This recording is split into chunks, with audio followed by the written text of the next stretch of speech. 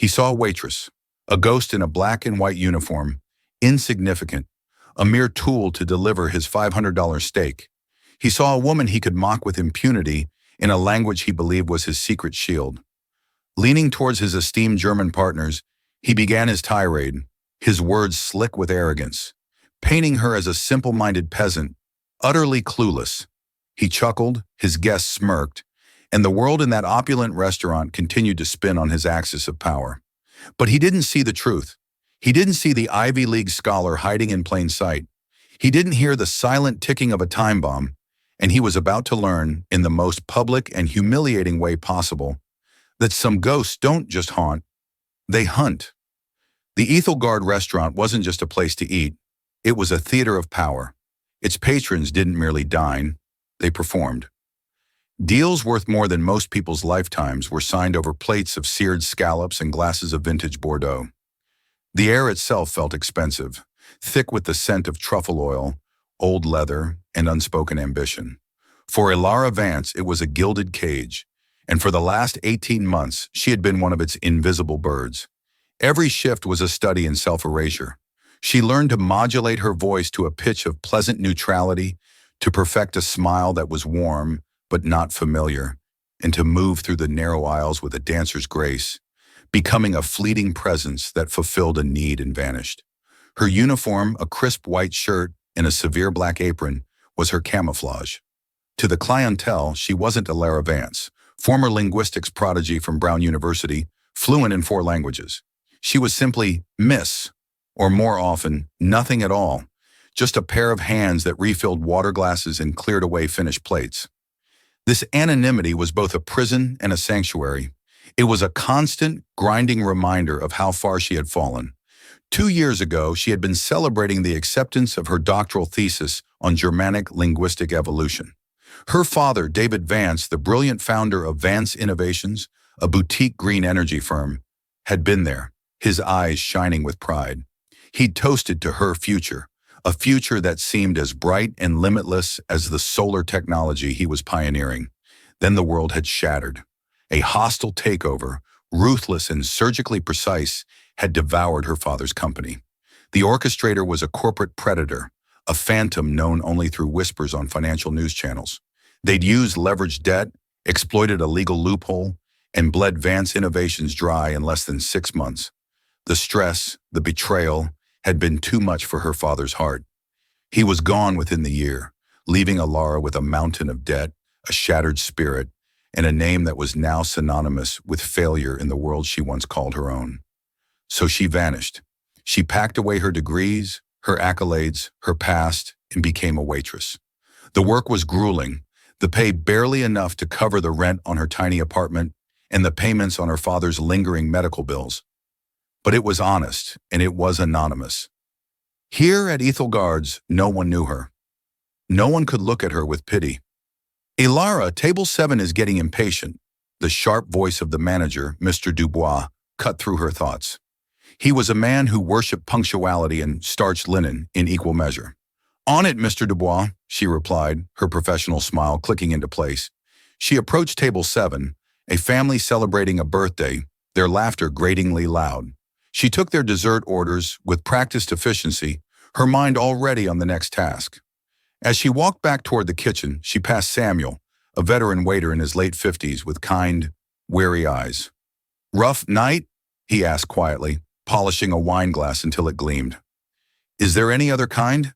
she replied with a half smile. "You're better than this place, kid," he said, a familiar refrain. "I see it in your eyes. You don't belong here." "We all belong where we have to be, Samuel," she said softly, the words tasting like ash. "This is where I have to be." He just shook his head, a sad understanding on his face. He didn't know her story, not the details, but he sensed the chasm between the person she was and the role she was playing. A sudden hush fell over the front of the restaurant, a subtle shift in the ambient hum. It was the kind of silence that only happened when a true heavyweight entered the room. Ilara glanced towards the grand entrance. Mr. Dubois was practically bowing, his usual stiffness replaced by an obsequious reverence. 3 men stood there, silhouetted by the city lights behind them. 2 were older, with stern European faces and impeccably tailored suits. But it was the man in the center who commanded all the attention. He was younger, perhaps in his late 30s, with sharp features, slicked back dark hair, and eyes that swept across the room with an air of dismissive ownership. He wore a custom-tailored Brioni suit that probably cost more than Ilara's annual salary. He radiated a cold, predatory charisma. His name was Julian Croft. Ilara didn't know his name yet, but she felt a primal sense of unease settle in her stomach. He was the apex predator, and this was his hunting ground. "The Croft party is here," Mr. Dubois announced to the staff in a hushed, urgent tone. "He has the VIP reservation for the private alcove. I want flawless service. Flawless. Ilara, you're the most polished. You're on." A wave of dread washed over her. Serving the regular rich was one thing. Serving the architects of the universe was another. Their scrutiny was sharper, their condescension more cutting. "Yes, Mr. Dubois," she said, her voice betraying none of her inner turmoil. She smoothed her apron, took a deep breath, and prepared to erase herself once more. As she walked towards the alcove, the man, Julian Croft, laughed at something one of his companions said. The sound was sharp and cruel, and for a reason she couldn't explain, it sent a shiver of ice down her spine. It was a sound she felt she had heard before, in a nightmare she couldn't quite remember. The private alcove at Ethelgard's was the restaurant's inner sanctum. Tucked away behind a velvet curtain, it offered a panoramic view of the city skyline, a glittering tapestry of lights that seemed to bow before the occupant's ego. The table was set with heavy silver cutlery and crystal glasses that refracted the candlelight into 1,000 tiny rainbows. It was a space designed to make a man feel like a king. Julian Croft settled into the plush leather chair at the head of the table, as if it were a throne. His companions, two German executives named Klaus Richter and Marcus Weber, took their seats on either side. Klaus was older, with a mane of silver hair and a stoic, thoughtful expression. Marcus was younger, leaner, with the keen, hungry look of a man on the rise. They were the top brass from Richter Automotive, a venerable German engineering firm known for its groundbreaking battery technology. Ilara entered the alcove, her presence as quiet as a sigh. "Good evening, gentlemen. My name is Ilara, and I will be your server tonight. May I begin with some water for the table? We have a sparkling San Pellegrino or still Evian." She spoke with the detached professionalism she had perfected. She avoided direct eye contact, focusing instead on a point just over their shoulders. It was a trick to remain present but unobtrusive. Julian Croft didn't even look at her. He waved a dismissive hand. "Sparkling, and bring the 2005 Chateau Margaux. Don't bother with the wine list." "An excellent choice, sir," Ilara said, her tone even. "I'll decant that for you right away." As she turned to leave, Julian began speaking to his guests in fluent, confident German. Ilara's ears pricked up instinctively. It was a reflex, a deeply ingrained part of who she was. The language was as natural to her as English, a gift from her German-born mother and years of academic immersion. She didn't have to try to understand. The words simply registered, bypassing the English part of her brain entirely. "You see," Julian said in German, his voice laced with amusement, "in America, even the finest establishments are staffed by these simple people. You just have to know how to handle them. Project an aura of absolute authority." Klaus Richter gave a non-committal grunt, looking slightly uncomfortable. Marcus Weber, however, offered a sycophantic smirk. "You have certainly mastered the art, Julian." Ilara felt a hot flush of anger creep up her neck, but she forced it down. She had heard worse. She had been ignored, snapped at, and treated like furniture. This was just another rich man puffing out his chest. It meant nothing. She retreated to the wine cellar, her movements calm and measured, a stark contrast to the sudden turbulence in her mind. When she returned with the wine, she performed the ritual of decanting with meticulous care. Her hands were steady as she poured the ruby-red liquid into the crystal decanter, letting it breathe. As she worked, the conversation at the table continued, a low hum of German business talk. They were discussing the final details of a deal, a partnership. Julian was using his charisma like a weapon, charming his guests, painting a glorious picture of their shared future. The deal was codenamed Project Nightingale. "Project Nightingale will revolutionize the electric vehicle market," Julian declared, his voice resonating with passion. Richter's battery technology combined with Croft Industries' global distribution network and our aggressive marketing, we will be unstoppable. A true fusion of German engineering and American ambition. Klaus Richter nodded slowly. The proposal is indeed impressive, Julian, but our board has concerns about long-term integration. Our company has a culture, a legacy. We are not merely an asset to be acquired. Of course not, Julian scoffed, placing a reassuring hand on Klaus's arm. This is a merger of equals, a partnership. Your legacy will be preserved. It will be amplified on the world stage. Elara placed a glass of the decanted wine before each man, moving with silent efficiency. As she leaned in to serve Julian, his cologne washed over her, a sharp, expensive scent of sandalwood and something metallic like cold steel. He still hadn't made eye contact with her. To him, she was less than human, an automaton. She took their dinner orders. Julian ordered the Wagyu steak, rare, while his guest chose the pan-seared halibut. As she recited the orders back to them for confirmation, her gaze inadvertently met Julian's for the first time. His eyes were a startlingly pale blue, and they held an unnerving emptiness, a complete lack of empathy. They scanned her face for a brief second, and a flicker of something, boredom, disdain, passed through them before he looked away. But in that fleeting moment, that fraction of a second, a jolt went through Elara. It wasn't recognition. It was something deeper, a discordant echo in the recesses of her memory. The arrogant tilt of his head, the specific cadence of his voice when he spoke. It was familiar. Terribly, sickeningly familiar. She pushed the feeling aside, attributing it to stress and fatigue. She was just a waitress. He was just another titan of industry. Their worlds were not meant to intersect. She delivered the orders to the kitchen and returned to her station, keeping a watchful eye on the alcove, her body on autopilot while her mind raced. The men's conversation grew more relaxed as the wine flowed. They moved from business to more personal topics. Julian, growing bolder and more comfortable, began to use Elara's presence as a source of amusement. Each time she entered to refill their water or bring a new course, he would switch to German and make a comment at her expense.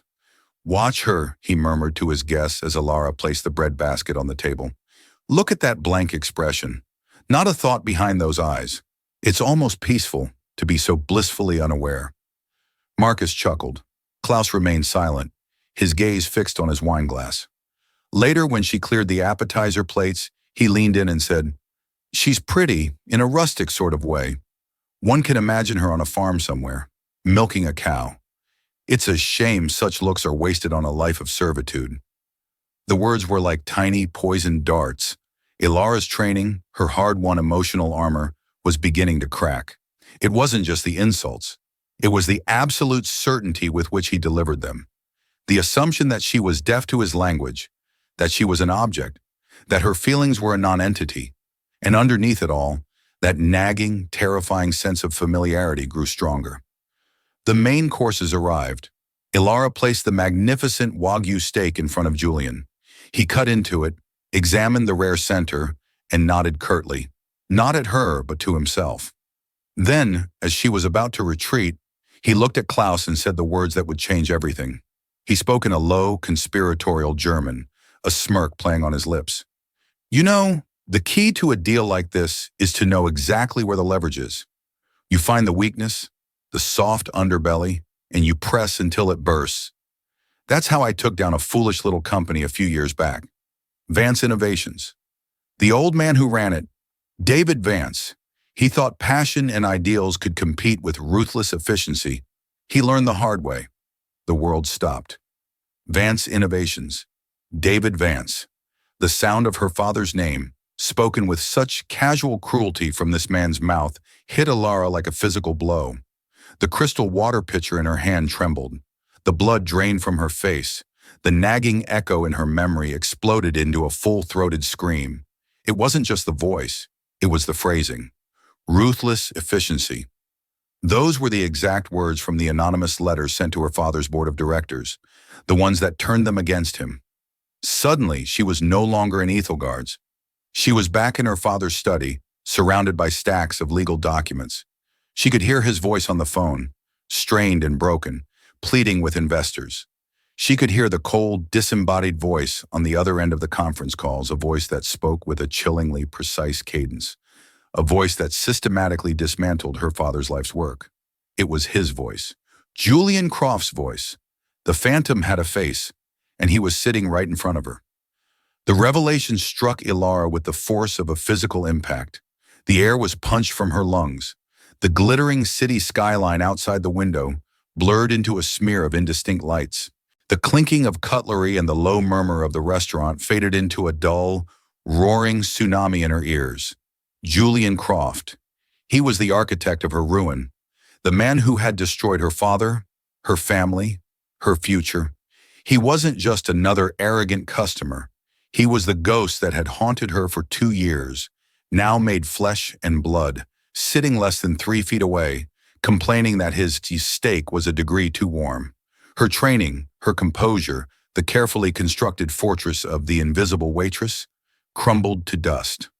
All that was left was the raw, white-hot agony of grief and a surge of incandescent rage that felt like it could split her in two. Her hand, still holding the water pitcher, shook violently. A few drops of ice water sloshed over the rim, landing silently on the plush carpet. Across the table, Julian was still talking, oblivious. He was basking in the memory of his corporate conquest, using it as a show of strength for his German partners. The old man was a romantic, Julian continued in German, slicing another piece of his steak. He believed in things like corporate family and loyalty. I showed him that the only family in business is the bottom line. The only loyalty is to profit. We acquired his patents for pennies on the dollar after driving him into the ground. It was a masterpiece of strategy. Marcus Weber looked impressed, leaning forward eagerly. A valuable lesson. One must be unsentimental. Even Klaus Richter, who had seemed reserved, nodded with a grudging respect. The market can be unforgiving. Unforgiving. The word was so sterile, so clean. It didn't capture the late-night phone calls, the look of utter defeat in her father's eyes, the way he seemed to physically shrink in the final months of his life. It didn't capture the smell of antiseptic in the hospital room where he drew his last breath. Ilara's knuckles were white where she gripped the pitcher. Her mind was a battlefield. One part of her, the survival instinct, screamed at her to turn and walk away, to flee the alcove, clock out, run from the restaurant and never look back. It was too much, too monstrous a coincidence to bear. But another part, a part she thought had died with her father, began to stir. It was the part that had earned scholarships, that had debated professors, that had inherited David Vance's unyielding belief in right and wrong. It was a cold, quiet voice that whispered, "He doesn't get to do this. He doesn't get to sit here feasting on his victory while you serve him water." Julian, finally noticing her stillness, glanced up. A flicker of annoyance crossed his face. He saw only a waitress dawdling. He gestured impatiently at his water glass, which was nearly full. "What is she waiting for?" he said to his companions, his German dripping with disdain. "Is she expecting a tip for standing there and breathing our air? Honestly, the quality of service is slipping. You'd think for these prices, they'd hire people with at least 2 brain cells to rub together." He smirked, looking to Marcus for affirmation. Marcus let out a low chuckle. That was it. That was the final push. The casual, dehumanizing cruelty of it. He wasn't just a monster who had destroyed her past. He was a monster in the present, a bully who derived pleasure from kicking those he perceived to be beneath him. The shaking in Ilara's hand stopped. A profound, chilling calm washed over her. The roaring in her ears subsided, replaced by a crystalline clarity. She knew exactly what she had to do. This moment, this impossible, horrifying intersection of her past and present, was not a curse. It was an opportunity, a chance for a reckoning that she never thought she would get. She straightened her spine. For the first time all night, she lifted her head and looked directly at Julian Croft. She did not look at him as a waitress. She looked at him as Ilara Vance, daughter of David Vance. She let him see the intelligence in her eyes, the fire she had banked for so long. Julian felt the shift. Her direct gaze was so unexpected, so out of place with her role, that it momentarily broke his rhythm. He frowned, a flicker of confusion in his pale blue eyes. Who was this menial servant to look at him with such intensity? He decided to double down on his mockery, to re-establish the hierarchy. Leaning back in his chair with an exaggerated air of nonchalance, he looked her up and down slowly, deliberately. "Perhaps she is admiring my suit," he said in German, his voice loud enough for the entire alcove to hear clearly. "It's understandable. This suit is worth more than she will make in a year, maybe even two. It must be like looking at the sun for a creature that has lived its whole life in a cave." He then turned to Klaus. "This, my friends, is the American dream in action. We get rich, and they get to pour our water. A perfectly balanced ecosystem." He laughed, a smug, self-satisfied sound that echoed the cold, cruel laughter from his phone calls. He expected his guest to laugh with him. He expected the little waitress to either scurry away in humiliation or stand there in bovine ignorance. He did not expect what happened next. Ilara took a single, deliberate step forward. She placed the water pitcher down on the serving tray with a soft, definitive click. The sound seemed to cut through the air. Then in a voice that was low, clear, and utterly devoid of a foreign accent, she responded. She spoke in flawless, academic German. "Your analogy is flawed, Mr. Croft," she began, her tone as sharp and cold as glacial ice. "A creature from a cave, upon seeing the sun, would be blinded by its brilliance. I, however, am not blinded. I see you quite clearly." Silence, a thick, profound, and absolute silence descended upon the table. Marcus Weber's sycophantic smile froze on his face, then melted into slack-jawed disbelief. Klaus Richter's eyes widened, and he sat bolt upright, his wineglass hovering halfway to his lips.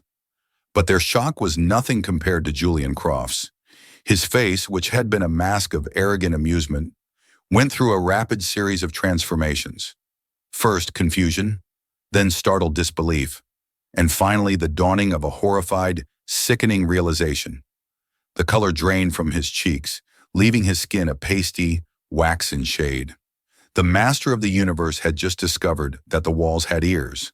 And not only did they have ears, but they were about to talk back.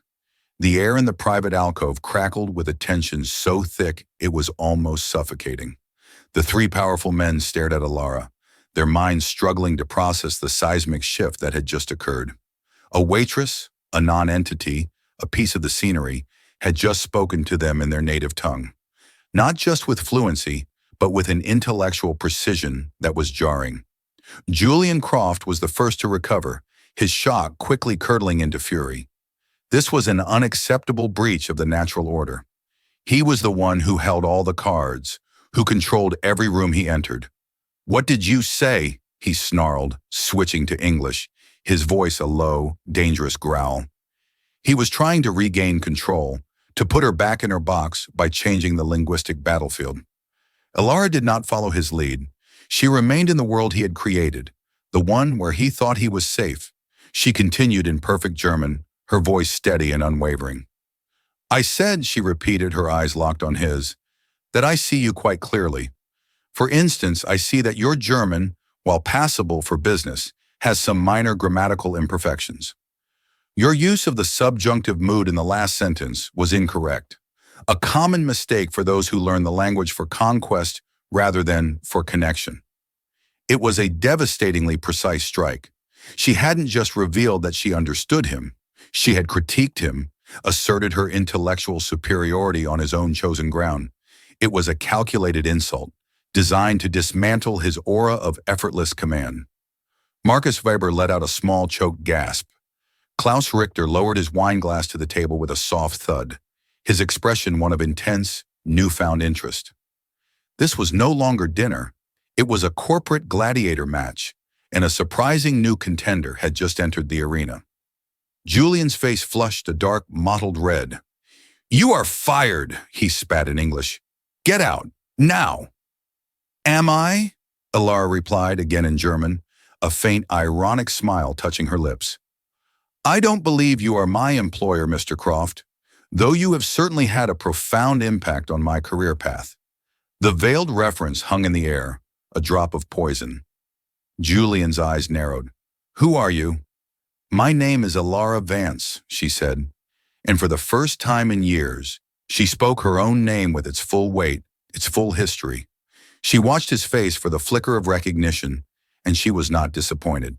His pale eyes widened almost imperceptibly. The name registered. Vance.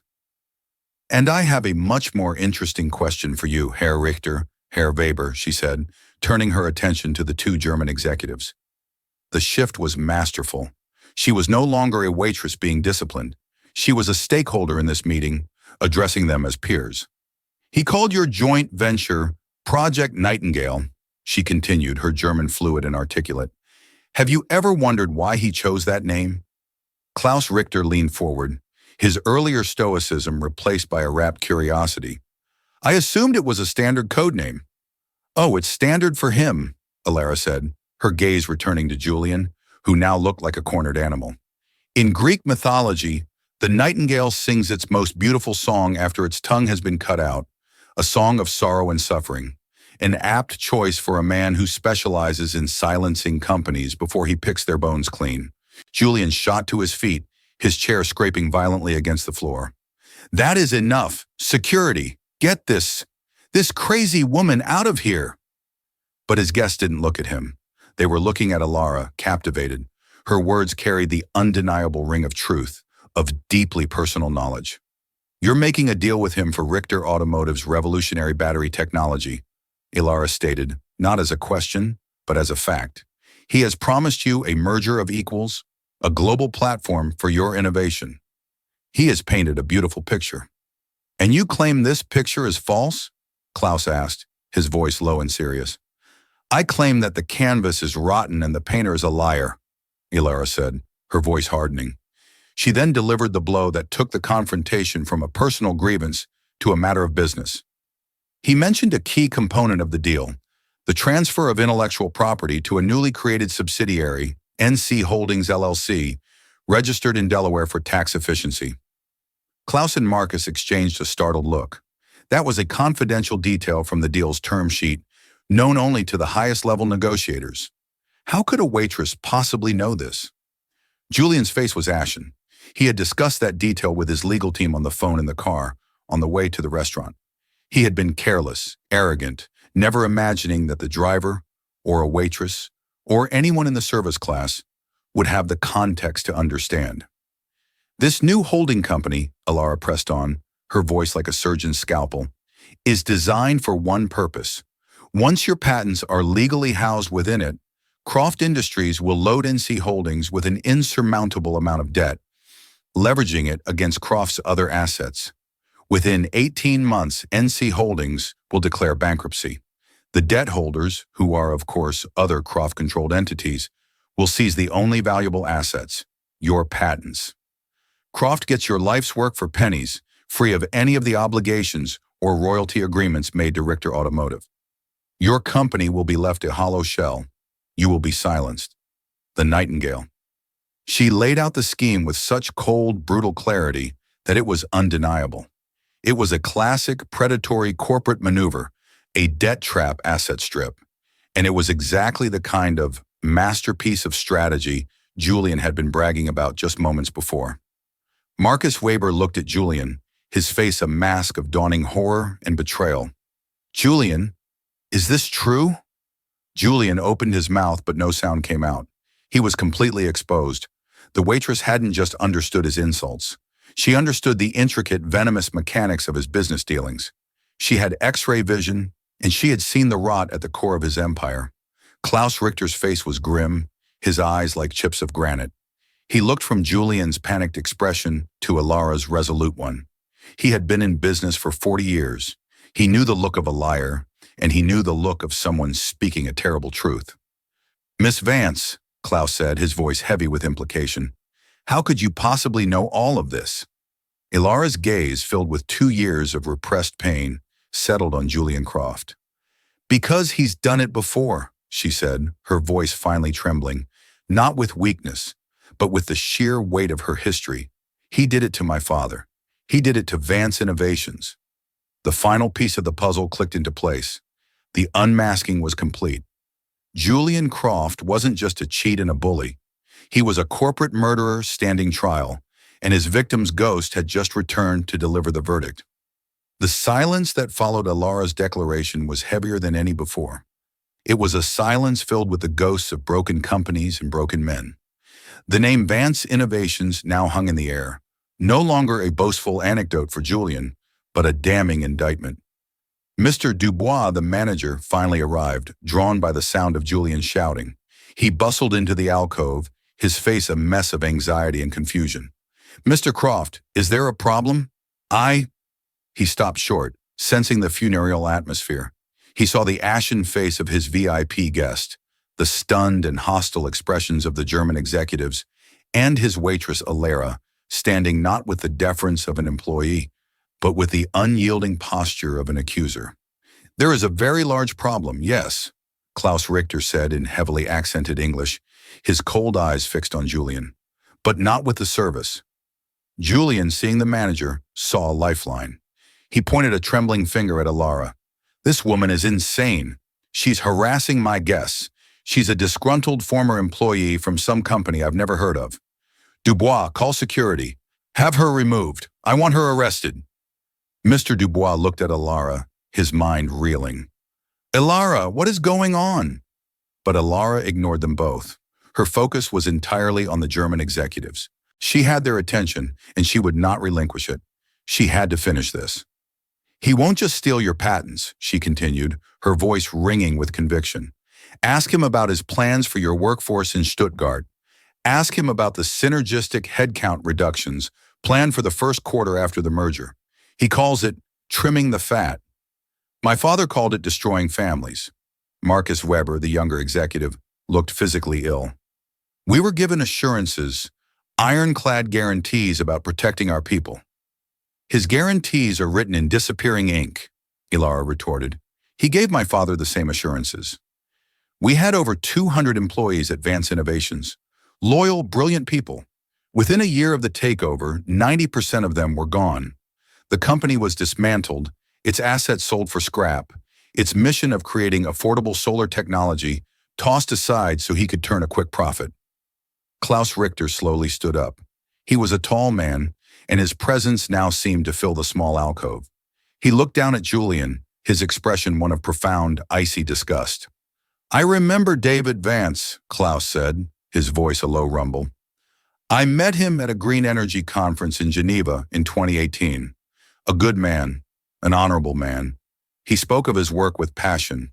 He spoke of his daughter, the brilliant linguist at Brown University." His eyes met Alara's, and a flicker of recognition, of dawning comprehension, passed between them.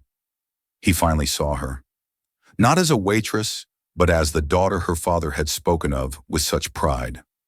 The mention of her father's pride, of that forgotten, brighter version of herself, was almost her undoing.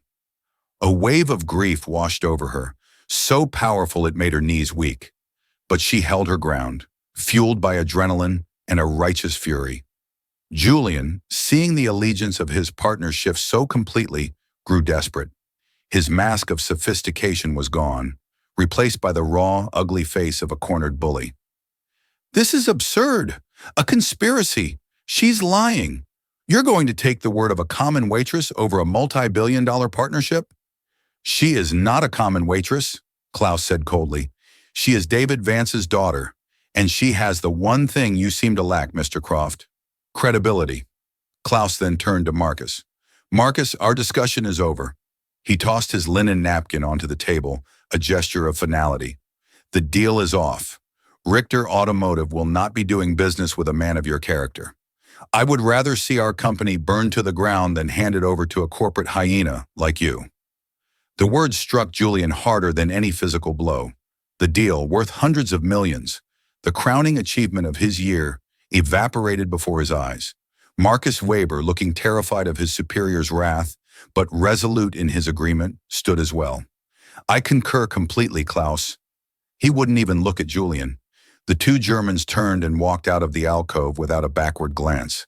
The velvet curtains swished shut behind them, leaving Julian Croft alone in his humiliating defeat, facing his accuser. The power dynamic had been inverted with breathtaking speed.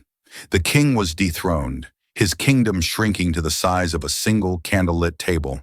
He stared at Alara, his face a canvas of disbelief, hatred, and pathetic bewilderment. "You," he whispered, his voice cracking. "You ruined me." "No," Alara replied, her voice soft but unforgiving. "You ruined yourself. You just made the mistake of bragging about it to the wrong person." Mr. Dubois, who had witnessed the entire exchange in stunned silence, finally understood the magnitude of what had happened. His allegiance, always to power and money, was now scrambled. But looking at Julian's pathetic, defeated form, and Alara's quiet, powerful dignity, he made a choice. He stepped forward, no longer addressing Julian as a revered guest. "Sir, I think it's time for you to leave." Julian just stared, his mind unable to compute. Being asked to leave? By a restaurant manager? The indignity was absolute. He looked around the alcove, at the half-eaten, obscenely expensive steak, the decanted wine, the glittering city that was supposed to be his, and it all felt like a mockery. He stumbled backward, knocking into the serving tray. The water pitcher clattered to the floor, finally shattering, the sound as definitive as a gavel strike. Without another word, Julian Croft turned and fled, a disgraced emperor running from his own fallen Colosseum. Alara stood amidst the wreckage, her body trembling with the release of 2 years of pent-up adrenaline and grief. She had done it. She had faced the monster, and she had won. She looked at the shattered pitcher on the floor, the water spreading across the carpet like spilled tears. For the first time in a very long time, she felt like she could finally begin to clean up the mess. The immediate aftermath in the alcove was strangely quiet. The grand drama had concluded, leaving only Alara, the stunned Mr. Dubois, and the remnants of a multi-million-dollar deal on the table. The silence was broken only by Alara's ragged breathing as the adrenaline began to recede, leaving a profound, bone-deep exhaustion in its wake. "Alara, Mr. Dubois started, his face pale. He looked at her as if seeing her for the first time. The invisible waitress was suddenly the most formidable person he knew. "I had no idea." "Neither did I," she whispered, more to herself than to him. She had never imagined this confrontation, never planned a revenge. It had been a spontaneous eruption of truth, born of insult and memory. Her shift was, needless to say, over. Mr. Dubois, in a rare moment of human empathy overriding his managerial rigidity, simply told her to go home. "We'll sort this out tomorrow," he said, his voice uncharacteristically gentle. Alara walked out of Ethelgard's in a daze. The cool night air hit her face, a welcome shock after the superheated atmosphere of the restaurant. She didn't take a cab or the subway. She just walked, her worn-out work shoes silent on the pavement. The city lights, which from the alcove had seemed like a conquered territory for men like Croft, now looked different. They looked like possibilities. She expected to feel triumphant, but instead she felt a hollow ache. Exposing Julian hadn't brought her father back. It hadn't erased the pain of the last 2 years. But as she walked, a new feeling began to surface, a sense of peace. The heavy cloak of victimhood she had been wearing for so long had been thrown off. She hadn't just been a waitress tonight, she had been Alara Vance. The next morning her phone rang. It was an unknown number with a German country code. Hesitantly she answered. "Miss Vance? This is Klaus Richter." Her heart leaped into her throat. "Mr. Richter, good morning. I owe you a profound apology and an even more profound debt of gratitude," he said, his voice formal but sincere. "You saved my company from a disastrous mistake. What you did last night, it took a courage I have seldom seen." "I just told the truth," Alara said quietly. "The truth is a rare and valuable commodity in our world," he replied. "I did some research last night, on you and on Vance Innovations. Everything you said was correct. Croft's methods were predatory. What he did to your father was unconscionable." There was a pause. "I am flying back to Stuttgart this afternoon, but I wanted to make you an offer. Richter Automotive is opening a North American acquisitions and analysis division. We need someone to lead it, someone with integrity, a sharp mind, and a deep understanding of both the language and the more unsavory tactics one might encounter in American corporate culture." Alara was speechless. A job offer, a career, just like that? I don't know what to say, she stammered. I'm a waitress. No, Klaus corrected her gently. You were a waitress. You are a graduate of Brown University with a specialization in linguistics, and I suspect a brilliant strategic mind inherited from your father. Your resume is the story you told last night. The position is yours if you want it. Think about it. My personal assistant will email you the details. She hung up the phone, her hand trembling. It was too much to process. A door she thought was sealed forever had just been blown off its hinges. Meanwhile, the ripples from the previous night were already turning into a tidal wave for Julian Croft. The news of the Richter deal collapsing spread through the financial world like wildfire. Rumors flew, but with no official explanation, Croft Industries' stock began to waver. Investors grew nervous. A collapsed deal of this magnitude suggested a deep, underlying problem. Julian tried to do damage control. He released a statement citing irreconcilable cultural differences with Richter Automotive. But Klaus Richter, a man who valued honor above all, refused to play along. When contacted by the Wall Street Journal, he gave a short, devastating quote. We require partners who exhibit the highest degree of corporate and personal integrity. Mr. Croft failed to meet that standard. It was a kill shot. The vague statement hinted at a scandal far more interesting than a simple failed merger. Financial journalists, smelling blood in the water, began digging. They started looking into Croft's past deals, his aggressive acquisition strategies, and they started looking into the spectacular collapse of a promising green energy firm called Vance Innovations. An investigative reporter from a major newspaper managed to track down some of the laid-off engineers from her father's company. Emboldened by the news of Croft's public stumble, they began to talk. They spoke of a brilliant, kind boss in David Vance and a ruthless, hostile takeover that had destroyed their work. They mentioned patents being sold for a fraction of their worth, of proprietary technology showing up in other Croft-owned subsidiaries. The story snowballed. The Nightingale strategy, as the reporters dubbed it after an anonymous tip, became a headline. Julian Croft, the corporate golden boy, was being recast as a villain. The SEC launched a formal investigation into his acquisition practices, specifically looking at the asset stripping of Vance Innovations. His board of directors, terrified of the scandal, called an emergency meeting. Julian found himself in a new kind of prison. The adulation he fed on was gone, replaced by suspicion and contempt. His phone, which once buzzed with fawning calls, was now silent, or buzzed with furious demands from his board and his lawyers. The man who controlled every room he entered was now a pariah, trapped in his penthouse apartment, watching his empire crumble on the news. The ecosystem he had so arrogantly described at dinner had been thrown into chaos, all by the one creature he had deemed completely insignificant. 3 months later, Alara stood in a glass-walled corner office on the 45th floor of a skyscraper in Midtown Manhattan. The view was even more spectacular than the one from the alcove at Ethelgard's, but she saw it differently now. It wasn't a kingdom to be conquered.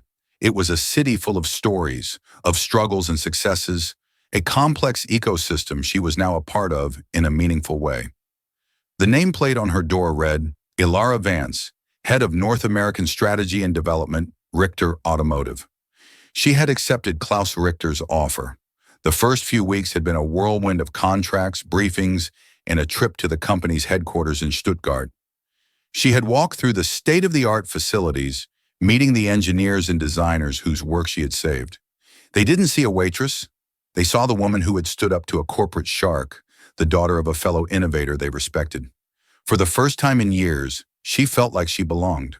Her linguistic skills and her intimate understanding of predatory corporate tactics made her uniquely suited for the role. She analyzed potential partnerships and acquisition targets with a keen eye, looking beyond the balance sheets to the culture, the people, the integrity of the leadership. Klaus had given her a simple directive: help us grow, but help us grow honorably.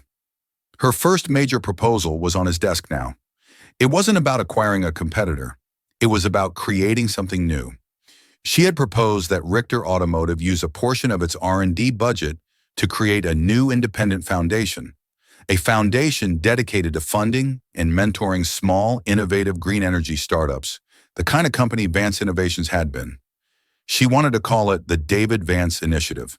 She had poured her heart into the proposal, working late nights, using the business acumen she didn't know she had, a latent inheritance from her father. It was a way to rebuild his legacy, not by reclaiming what was lost, but by planting new seeds for the future. Her phone buzzed. It was a news alert. Julian Croft resigns as CEO of Croft Industries amidst SEC investigation and plummeting stock. The article detailed his fall from grace. He was facing multiple lawsuits from former shareholders and was personally named in the SEC probe. His reputation was in tatters, his career over. He had become the ghost now, a cautionary tale whispered in boardrooms. Ilara felt a quiet, somber sense of closure. It wasn't joy, but a feeling that justice, in its own slow, grinding way, had been served. A knock on her office door brought her back to the present. It was Klaus Richter, who was visiting the New York office for the week. He held a tablet in his hand, her proposal displayed on the screen. "Ilara," he said, his expression serious, "I have read your proposal for the David Vance Initiative." Her heart pounded. "And?" A slow smile spread across his face. "The board approved it this morning, unanimously. We are prepared to seed it with an initial $10 million, and we want you to be the chairperson of its board." Tears welled in Ilara's eyes, hot and sudden. They weren't tears of grief or anger, but of overwhelming gratitude and release. $10 million. It was more than her father had ever dreamed of. It was a chance to help dozens of other David Vances, to protect them from the Julian Crofts of the world. "Thank you, Klaus," she said, her voice thick with emotion. "Thank you." "No, Ilara," he said, placing a fatherly hand on her shoulder. "Thank you. You reminded us what we are fighting for." Later that evening, Ilara walked home through the bustling city streets. She passed restaurants with people dining behind glass windows, their lives playing out in brief, silent vignettes. She imagined the waiters and waitresses inside, the invisible people with their own hidden stories, their own buried talents, their own sleeping courage. She had been one of them. She had been a ghost, haunting the ruins of her own life. But a single moment of defiance, a refusal to be invisible any longer, had changed everything. She hadn't just exposed a villain, she had reclaimed her own name, her own future.